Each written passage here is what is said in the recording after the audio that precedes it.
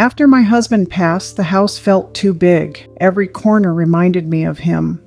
The way he used to hum while making coffee, the old recliner he never let go of, his books still stacked beside our bed. I tried to stay strong, but grief has a strange way of making silence louder than words. My daughter Emily was all I had left. She lived in the city, had a polished lifestyle, ran a growing home decor brand online, marble countertops, minimalist furniture, everything white, gold, or pastel. When I told her I was thinking of moving in with her, even just temporarily, she hesitated, but then agreed. "Of course, Mom," she said. "We'll make space for you. It'll be nice to have you closer." That one sentence gave me hope. So I sold the house, quietly, took the money and bought something beautiful. A brand new house in her dream neighborhood, a sleek place with floor-to-ceiling windows, white oak flooring, and an open kitchen she once pinned on Pinterest. I used every penny of my savings. The plan was simple. I'd live there with her for a little while, help her settle, then surprise her with the deed on her birthday. I even had the transfer paperwork tucked into a folder, ready to gift. I thought it would make her happy. I thought it would bring us closer, but I didn't realize I had no place in the world she was building. The first few days in the new house were quiet but full of small joys. I arranged the spice rack, folded her laundry the way I used to when she was little, and even left her tea ready on the counter each morning. Emily was busy with her work, constantly filming content for her social media page, always adjusting lighting and moving things for the perfect angle. At first, she smiled politely when I helped. She thanked me, but soon her mood started shifting. She stopped filming when I was around. She'd sigh when I left something on the kitchen counter. One morning, I heard her re-record the same sentence over and over. Nothing ruins a perfect space like clutter or unwanted energy. She glanced toward the room I was in. I smiled anyway. Later that night, she walked into the living room visibly uncomfortable. "Mom," she began, "we need to talk." I turned off the TV and looked at her. She didn't sit down. "I really appreciate everything. I do, but this space doesn't feel right anymore." My heart sank. "What do you mean?" She hesitated.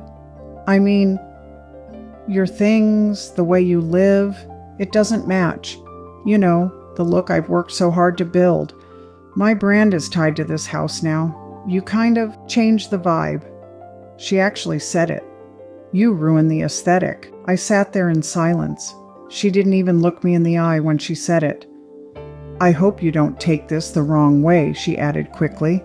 "Maybe it's better if you find a space that's more your style." I nodded, not because I agreed, but because I suddenly realized this wasn't my home, and I wasn't wanted. That night, I didn't cry. I wanted to. I felt the heaviness behind my eyes, the tightness in my throat, but I didn't let it fall. Not in that house. I quietly went to the guest room, packed a small bag, and folded my nightgown like I always did when I used to stay in hospital hotels during my husband's treatments. I didn't want to make noise. I didn't want to leave a mess. Emily didn't check on me, not once. The next morning, I left before sunrise. I called a taxi, told the driver to take me anywhere that wasn't home, because I no longer had one. I found a small motel on the edge of town. It was nothing like the marble floors and muted candles of Emily's house. The walls were dull beige, and the bedspread had little flowers faded from too many washes. But at least it was mine for the night. I sat on the edge of the bed, hands on my lap, trying to understand what had just happened. I ruined her aesthetic. Those words echoed louder than any scream. She didn't say I was messy. She didn't say I caused drama. She said I didn't fit. Like I was a decoration gone wrong. And the worst part? She had no idea the house she was protecting from me was one I had bought for her, paid in full. With the last of the money her father and I worked our whole lives to save, I pulled out the envelope from my purse, the property deed, her name already printed on the gift paperwork. I stared at it for a long time. Then slowly I slid it back in and whispered to no one, "Not anymore." The motel room had one small window that looked out over a gas station and a cracked parking lot. Not exactly the view I imagined spending my retirement years with, but it was quiet, and that was enough. I spent most of the next day scrolling through old photos on my phone. Emily at 5 with cake all over her cheeks. Emily at 12 winning a school award. Emily in her college graduation gown with me holding a bouquet beside her, my hair tied back, my dress wrinkled from the overnight train ride. Photo after photo, I saw the same thing. Me, always behind her, always supporting, cheering, clapping, never asking for anything in return. I remembered the night she called me crying because she couldn't make rent after college. I sent her the money, even though it meant skipping my own heating bill that month. I remembered the birthday I spent alone because she forgot, caught up in some product launch for her lifestyle blog. I remembered selling my jewelry to help her pay off a business loan she didn't tell anyone else about. And through all of that, I never once complained, because I loved her, because that's what mothers do. But now, sitting in a room with peeling wallpaper and the hum of a vending machine outside, I felt something I hadn't felt in years. Disrespected, not unloved, not unwanted, just dismissed. Like I was a problem she had to politely remove. So I made a decision. I wouldn't ask her to explain. I wouldn't beg for space in her life. And I wouldn't give her a house that she believed was already hers. If she thought I didn't fit into her world, then I'd leave it, and I'd take everything she didn't know I gave her, with me. The next morning I called the real estate agent. Her name was Linda, and she had helped me find the house for Emily just a few months earlier. She remembered me right away. "Oh, Mrs. Moore, is everything all right? Settling in okay?" I hesitated for half a second. Then I said calmly, "I need you to list the house. For sale, immediately." There was a pause on the line. "But the home is practically brand new. Is there a problem?" "No," I said. "No problem. I've just changed my mind." She didn't push. She simply said she'd schedule the photographer and send over the new paperwork. I spent the rest of the day handling details from the corner of the motel room. Quiet, quick, clean, no dramatic messages, no screaming matches, no guilt tripping, just action. By the end of the day, I had signed the listing agreement. The photographer was set to visit the property the next afternoon, while Emily was away at a weekend influencer retreat. How poetic, I thought. I looked at the calendar. In 2 days, the for sale sign would go up, right in front of the home I bought, the home she said I didn't match. That night, I took the final step. I pulled out my phone, opened our last message thread, still unread by her, and typed one line. "I understand. You have your aesthetic. This house didn't match it anyway." Then I attached the photo, a full glowing picture of the house with the big white sign in front, for sale, bold, clear, undeniable. I stared at the screen for a moment before hitting send. Then I put the phone down, turned off the light, and slept peacefully for the first time in weeks. By morning, my phone was full of missed calls, 5 from Emily, 2 voicemails, 4 texts. At first, I didn't touch the phone. I just sat by the window of the motel room with a cup of weak coffee, watching people come and go like nothing in the world was broken. Finally, I opened the first message, MOMWHATISTHIS. Then another, "Are you selling the house? This has to be a mistake." Her voice messages were worse, panicked, breathless. "You can't sell it. You said we'd live here. Why didn't you talk to me?"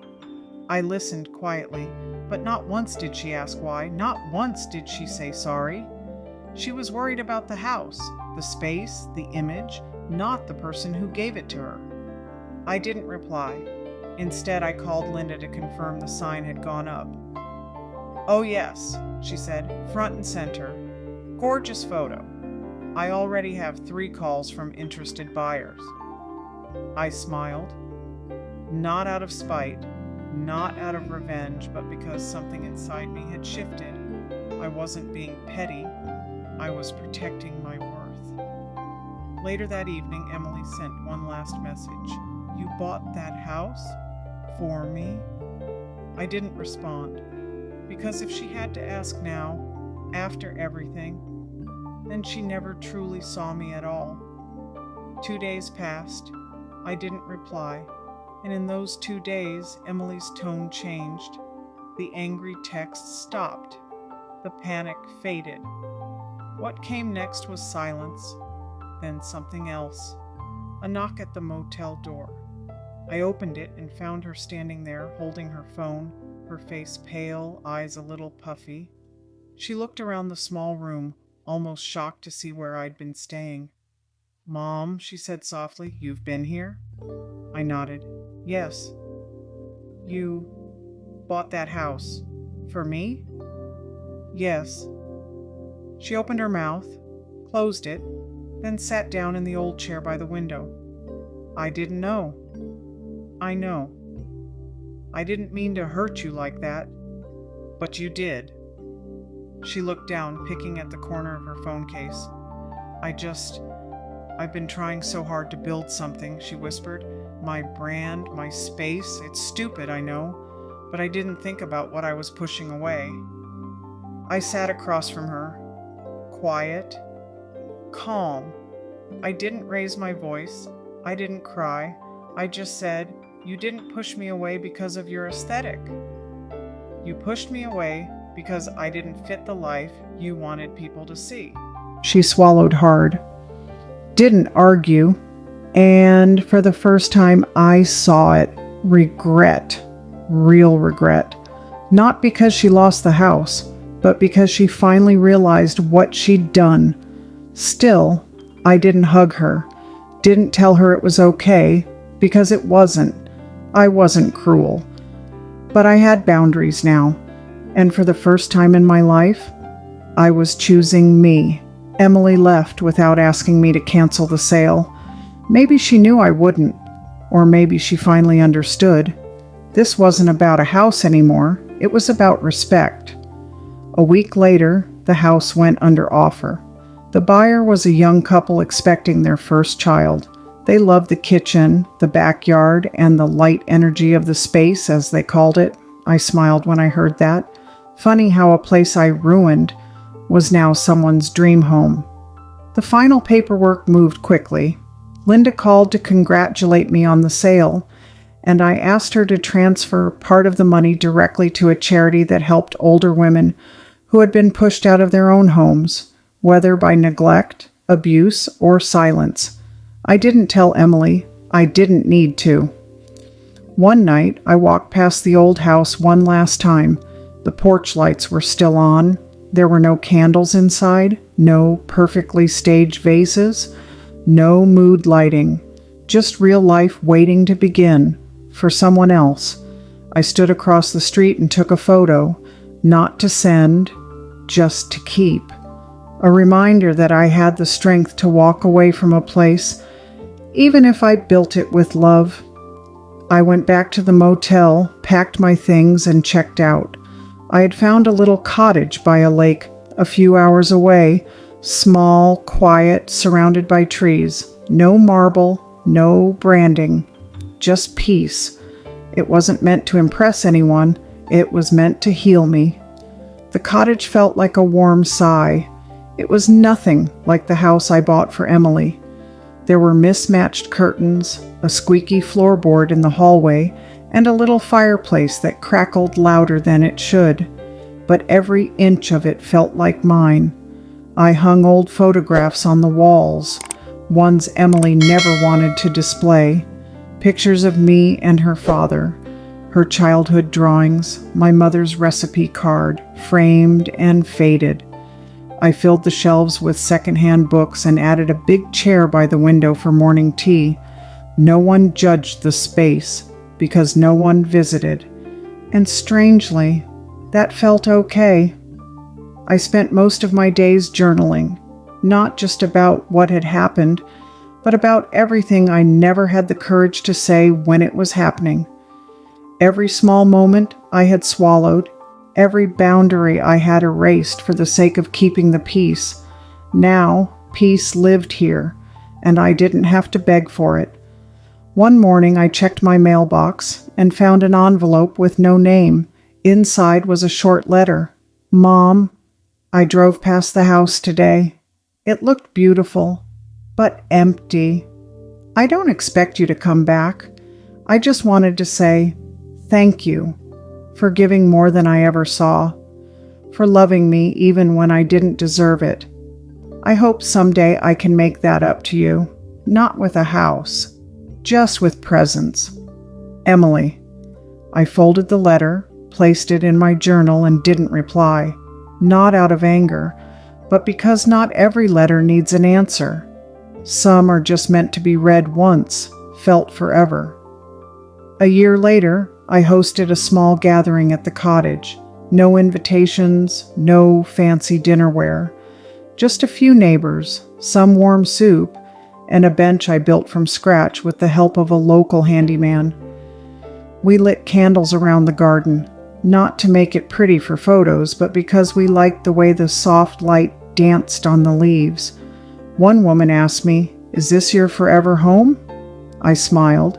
"Yes," I said, "because it's the first one that doesn't ask me to change." After everyone left, I sat on the porch with a blanket and looked out over the lake. The water was still, quiet, and for the first time in my life, I didn't wish someone was sitting beside me. I didn't feel lonely. I felt whole. I pulled out my phone and opened the photo, the one I took the day I sent Emily the picture of the for sale sign. I stared at it, not with anger, but with understanding. That moment wasn't revenge, it was clarity. A single image that said everything I was too tired to explain. Not long after, I framed that photo and placed it on a small table near the fireplace. Beside it, I added a brass plate with a simple engraving. Sometimes walking away is the kindest thing you'll ever do for yourself. I sat back in my chair, tea in hand, and smiled into the silence, because I didn't just sell a house that day. I claimed my worth, and I never let anyone decorate over it again.